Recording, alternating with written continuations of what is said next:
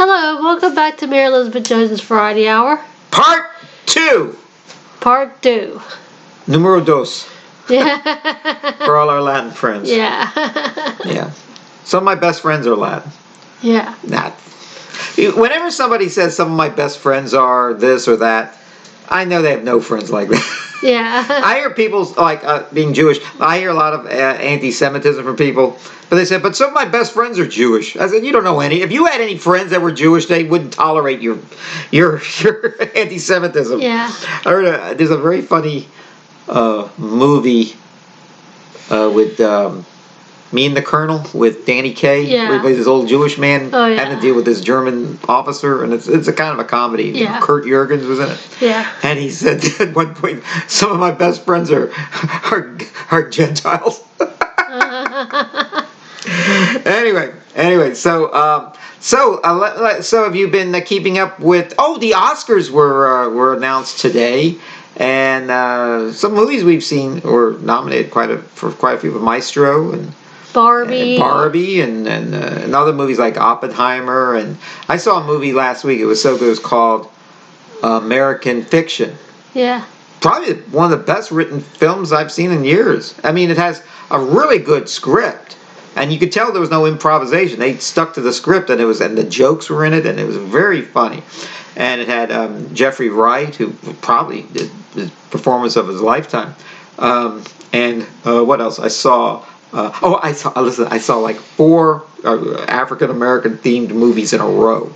I saw Soul, which came out last year, but the pandemic kept me from seeing it. I heard it was good. The animated Pixar film. And then it wasn't, but I didn't care for it too much. It's for a kids movie. Oh yeah. I saw The Color Purple, which is a musical version. Yeah. With and some of the dancing is really great in this movie, and the songs I might learn to like, but the movie is a very dark movie. You saw the movie with Whoopi and Oprah Winfrey years ago. It's sort of the same plot, but it's kind of a rough movie for plot wise. The other I saw, The Book of Clarence, was a biblical version satire of the Jesus story. Oh, yeah. With a guy that wants to be the next savior after Jesus. His name is Clarence. Lateef. Yeah. Lateef Stanfield is the star of that one. And then I saw a film. Well, those are the 4 films, right? Okay. I saw those 4 films. Okay, I'm at the movie theater where I used to work. I saw one of the films. I saw it was the West Tower Cinema, and I was there opening day, okay, years ago. I'll tell you in a moment about it. I'm in line, and I'm one of those people that really hate waiting in line for the movies. They don't just buy a ticket and tear the ticket. Now they actually wait on each person, and they get them the popcorn and the $8 box of M&Ms. Who are these people who buy this stuff? And I usually just want my ticket in. So anyway, I'm waiting, and this one guy saw I was kind of impatient. He was in front of me, a guy a little older than me, and he says, "Didn't you used to run this theater?" I said, and I was taken aback. I said, "No, I used to work here. I was the doorman. I was here opening day. Our movie was On Golden Pond. That's like 1981 or something." Yeah. He recognized me after 40 some years. Wow. I guess I still look the same. Or I look recognizable that he would recognize me. So Yeah. that happened. Another thing like that happened a few weeks in December. A woman I used to work with recognized me wearing a mask, one of those COVID masks. You know? Yeah. And I don't understand how she met. And she said, "Kevin, is that you?" I said, "Yeah." And I didn't recognize her because 45 years had passed, and but she recognized, and then of course once I knew who she was, I was so excited to see her. I said, "How did you recognize me with a mask?" I took the mask off at that point, and then she said, "Because you have the same hairstyle and you dress the same way, and you don't really see this too much on these shows, but I evidently have quite a walk to myself. I have kind of a gallop when I'm walking, so that's what so I was so excited that the two people after 45 years recognized me when I was just a will o' the wisp in those days. I don't change all that much. I don't improve either. I'm was the old joke of the same guy I was 40 years ago. I haven't improved in the least. Yeah, so I mean, I really have. I mean, I was still with my dad, and I mean, I still live like a college student. I still want to have fun. I haven't been what do you call it? I haven't turned bitter by the world or anything. I'd like to improve on the world, but I don't. It doesn't. I still have a good day. I'm always an optimist. I always try to be happy. Are you that way too? Yeah. Yeah, I think you are because I've been in like shows with you, and you've always. And sometimes you look at the script and you say, "Oh God, I have to be in this show, or I have to be with these actors." Yeah. Not a lot, because they're all friends of mine, and they all become friends of mine. Just because a person's a bad actor doesn't mean they can't be a good person. Yeah. But you're always in a good mood and everything. Yeah. I was talking about best friends in the first half. A lot of my dad, like, he never really had a best friend in my time. He men like the men are we're a bunch of Humphrey Bogart style loners. But men like me, I have like about 5 or 6 best friends, and I want more. A man can have more than one best friend. Yeah. Though the name kind of weird. Best is not really the term you want to say. Yeah. And so I try to be optimistic, and what makes me optimistic? Look at it like old time TV shows and movies, and knowing that the people in them didn't have this. Like every time I see something with David Carradine or Rock Hudson or something, I say, "Oh, that's too bad. That's too bad how that turned out." Yeah. But Jodie Foster is still, she's been on a lot of talk shows lately. She has a new movie or something. She has something going on. You've been watching those shows? Yeah, I watched the Kelly Clarkson show yesterday, and she was on that. And they were showing her older movies. Oh yeah, like Silence of the Lambs and stuff like that, Mhm. and Foxes and stuff. Foxes. Yeah, Foxes, I think, was one of her oldest movies. I remember that one. I remember seeing her in Taxi Driver. And Yeah, that's what they showed that too. Alice doesn't live here anymore. Oh yeah.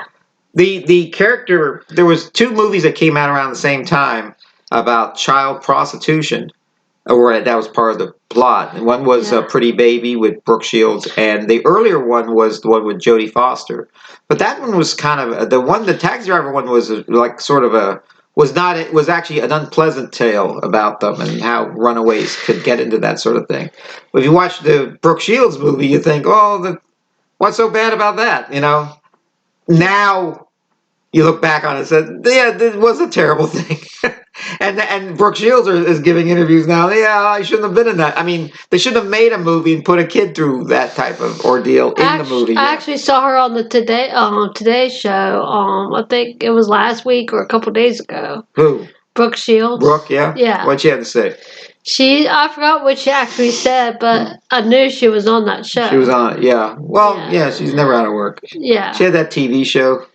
Yeah. That guy on that TV show, Judd Nelson. Yeah. I always found kind of despicable actor. I'm not kidding you. I hadn't seen him at that point for like 10 years and anything, and then he plays her boss. And I was actually looking away from I said, no, I should be watching this because I like Brooke Shields, but no, but I don't want to see. It was almost like staring into the sun. But Suddenly Susan was the name of the show. Yeah. Jodie, I don't remember. Jodie did have a couple of TV shows. She used to be on The Courtship of Eddie's Father as Eddie's friend. Yeah. She was like a tomboy type. And then she's in a lot of stuff. She was on maybe guest stars on a lot of shows. She was actually had a show. Tatum O'Neal was in Paper Moon. Yeah. And when they made a TV series of that, it didn't last very long. But it had Jodie Foster playing the Tatum O'Neal part, Addie Prey. And excuse me. I have that effect on people. Anyway, so Jodie, you know why you don't see Jodie so much now? She's kind of making a comeback. She's in a new movie called Naiad about Diana Naiad who she was talking swam about the that English too. Water. Yeah, she plays the friend of Diana Naiad, and she played with Annette Bening too. Annette Bening is in it. Yeah. She plays Naiad. I haven't seen the film, and then so I can't talk about it. I know the story though. Yeah. There's Jodie is in a new version of True Detective, which I understand is very good. Yeah. It goes in fits and spurts. That show, the first one with Matthew McConaughey and Woody Harrelson was great, and then the other one's not so great. But I heard this return to form with the Jodie Foster in it. Yeah. And then Jodie Foster. The reason why you don't see her so much anymore, she was in Silence of the Lambs, and the sequel was to be made, and she looked at the script and said, "This is a loathsome story. I don't want to be in this movie." And she didn't. She wasn't in the movie, but they replaced her with Julianne Moore. But these guys, when these guys in Hollywood, when you don't make movies for them, don't make sequels for them, they say you're taking money of our pockets, so we're going to make it hard for you to get good parts. You'll get some parts like off Broadway parts, but you won't get big leading parts in movies. I saw the second Silence of the Lambs, but I don't think that was as good as the first one. It wasn't. In fact, part of it was made in Richmond, and it was just. And then there was a third one after that called Red Dragon with Anthony Hopkins. Yeah, Anthony Hopkins is always good, but the first one was the best. Yeah, the first one really was the best. And so I'm glad to see Jodie is back on the upswing now. Jodie, she made a movie near Virginia, but I didn't get it. Summersby with Richard Gere. Oh yeah. Yeah, it was a remake of The Return of Martin Gere. Yeah. And I like the first one, the French one. The American version took place during the American Civil War, so it had its good points. But a lot of these movies like that come to town, I wish they were better. Yeah. The only really great movie I think that was made in Richmond was Lincoln. And I'm not in it. Maybe that has something to do with it. Yeah. Speaking of Richmond, one of my there was American Idol. One of the first couple of shows of American Idol was Elliot, Yamin. Yeah. And this is Elliot's first album. I think I have a few of his albums. Elliot's not one of my favorite singers, but I gotta tell you something. Elliot's a great guy. Yeah. Every time he sees me, he goes, "Hey, Kevin, how you doing?" Yeah. Because he spends a lot of time in Richmond. He's from Richmond. Yeah. And we all rooted for him. And but he has a great voice though. And but here's Elliot, and every chance I get to see Elliot. Sometimes I just see him like at the mall or something, just walking around, and I say, "Hey, how you doing?" And he's always happy to see me. Yeah, as well he should be. I tell you another guy I used to see all the time around town. The guy from Williamsburg, Bruce Hornsby. Oh yeah, I like him too. Oh yeah, I have some of his music at home. So. Well, Bruce Hornsby, has been around a while, and he's really good. Yeah. Bruce Hornsby and the Range. Yeah. Yeah, they're really good.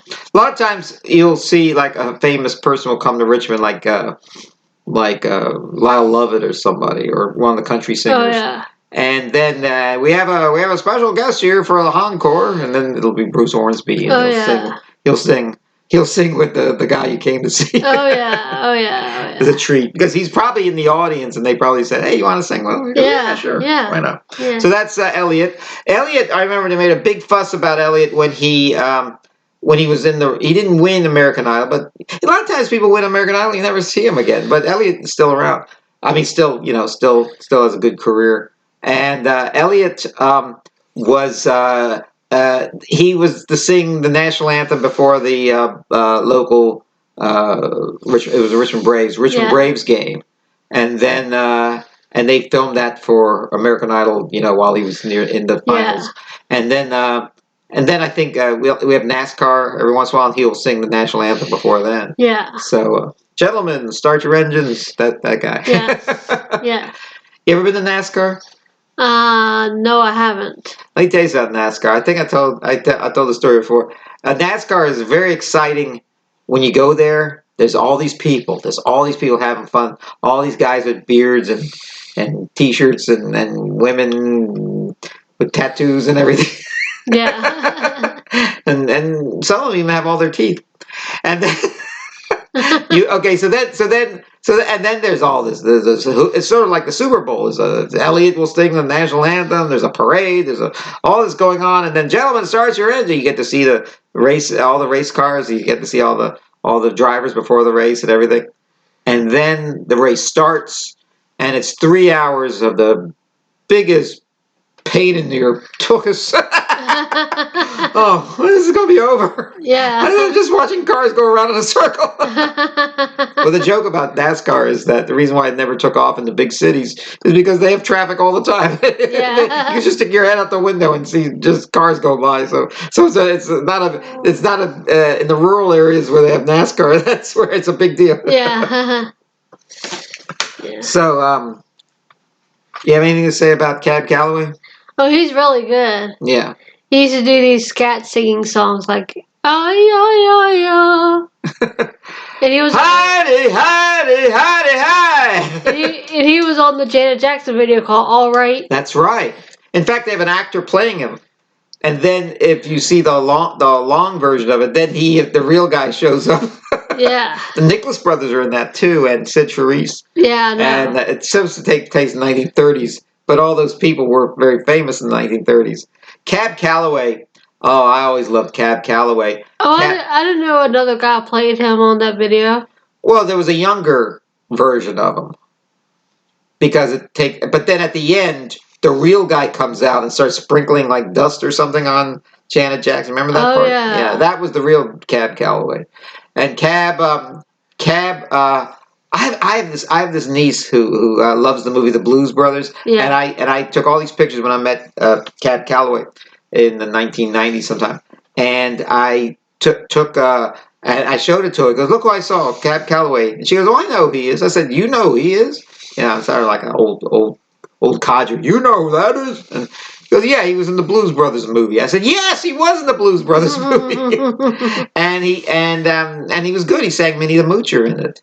And I don't know where he got that voice of his, but they said it's a lot like a cantor, like in a Jewish synagogue. Oh, yeah. Who actually leads the congregation. And so Cab Calloway has always been good in my book. And Cab Calloway, when I saw him, he probably was in his 80s, and he could still sing. And he looked pretty good. And he sang all the songs. And the only problem I had with the show, it was sort of a dance show. So the band came out for a whole hour without him. And then they said, "And now Cab Calloway," because and then he stumbles out in a white tuxedo. Oh, wow. And I heard that his first song he sings is September Song. And I saw him after the show. And he sings September Song differently than most people. He doesn't sing he said that was his favorite song. It's not his hit, but it was his favorite song, so he wanted to start the show with that. And then he sings all his other songs. Yeah. But they're all he was famous for being the at the Cotton Club in New York. Oh, yeah. And he's featured in that movie, The Cotton Club. Not in an actor playing him there too, but the joke about the Cotton Club said Duke Ellington might have played there more, but Cab Calloway was Mr. Cotton Club. I mean, you didn't go to the Cotton Club unless Cab Calloway was there. Cab Calloway. What can I tell you about Cab Calloway? Was one of the first. He was light skinned, and he was one of the first make his hair like slick back and all that, Oh, yeah. and which is actually kind of rough on your hair to do that. It's called the treatment or something, conking your hair. Yeah. I mean, I don't know. I saw it done in a movie with Spike Lee called Malcolm X, and you use lye in your hair. It's actually can burn your scalp if you don't know what you're doing. And it does. And I think you actually burn a lot of hair before you actually get it right.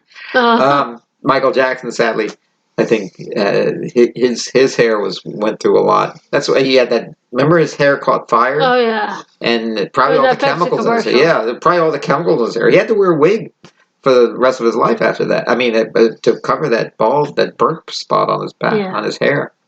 Um, well, anyway, Calloway was something else, and yes, thank you. And Cab Calloway was great. Cab Calloway, I saw him in Philadelphia at the Jazz Festival, and he didn't live much longer after that. I saw him and Eartha Kitt. They were on different days, but I probably wouldn't have gone to the Jazz Festival to see one of them, but because both of them were there, I went to Philadelphia. And I was my first time in Philadelphia, so I saw Liberty Bell and Independence Hall and all Wow. those other things. I had friends in Philadelphia. I met them.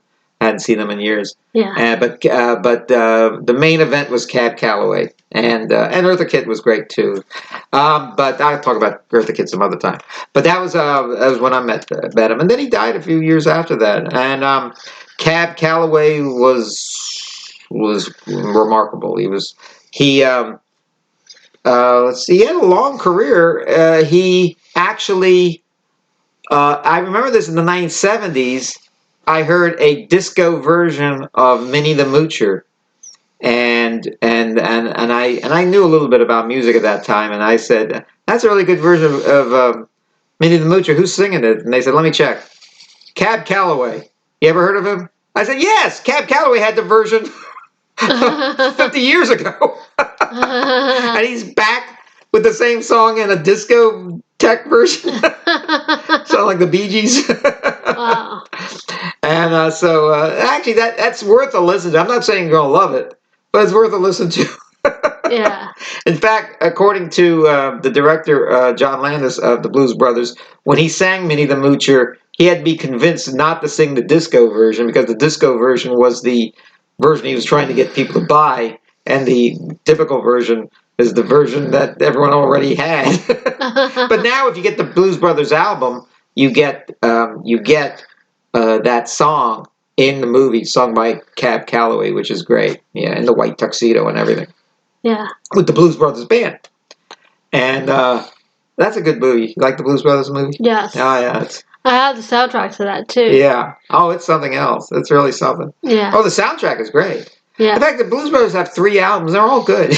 Yeah. But the songs are good, you know. Yeah. They put it over pretty well. Yes. Yeah. So, do a couple more here. Remember Perry Como? Yes, I do. Yes. He would sing Christmas songs. He had what's his? There's no place like home for the holidays. Oh, yeah. That's his song. Yeah. Yeah. I think that was written by Jerry Herman, who wrote Hello Dolly. Oh. And I met Jerry Herman when I was in New York, but I never met Perry Como. Perry Como, I heard some crazy stories about Perry Como. He never had a real movie career, like a lot of these singers did, like Frank Sinatra. Yeah. And the reason why was he didn't want to do what the Louis B. Mayer wanted him to do. So I think he tore up his contract after like 1 or 2 movies, where he didn't really do much anyway.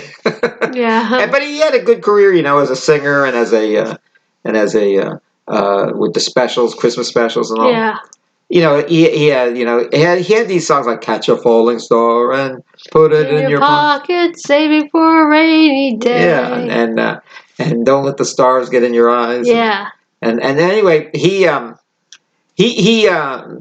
was always sort of in Sinatra's shadow, another Italian singer, American singer. So he used to be a barber, Perry Como, from Pittsburgh, I think. Oh. And so what happened was, there's a famous story about Perry Como that they would bring these songs to Sinatra, and Sinatra had a choice whether he wanted to record them or not. And the chances are they were going to be big hits if Sinatra recorded them.